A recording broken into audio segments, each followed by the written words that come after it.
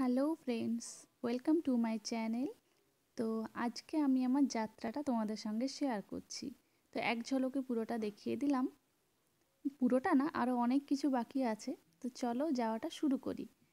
তো রাস্তায় যেতে যেতে, হ্যাঁ, সব প্রথমে বলে দিই আমরা কোথায় যাচ্ছি।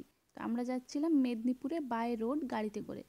তো যেতে যেতে রাস্তায় দাঁড়ালাম, দাঁড়িয়ে কোমর টোমর পুরো ধরে গেছিলো গাড়িতে যেতে যেতে। তো এভাবে যাওয়া তো অভ্যাস নেই, কখনো ট্রেনে যাই, বাই রোড এভাবে কখনো যাইনি, তাই একটু গাছের তলায় আরাম করছিলাম। তারপরে একটা নদী ক্রস করছিলাম, তাই আশেপাশটা একটু দেখিয়ে দিলাম।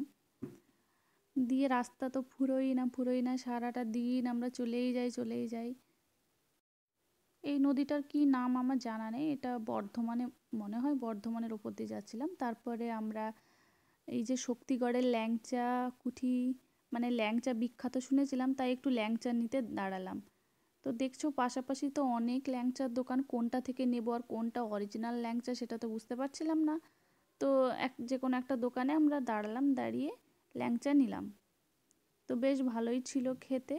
আর এখানে তো মানুষ এসে কনফিউজ হয়ে যাবে যে কোন দোকানে যাব, কতগুলো দোকান পর পর, ল্যাংচা কুঠি, ল্যাংচা মহল, মানে আরও অনেক নাম আছে, সবই প্রায় ল্যাংচা দিয়েই।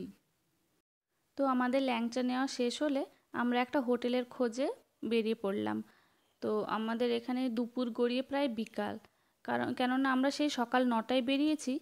আর নদিয়া থেকে মেদিনীপুর যাচ্ছিলাম, সেটা তো আমার বলাই হয়নি। তো অবশেষে আমরা একটা হোটেলে দাঁড়ালাম।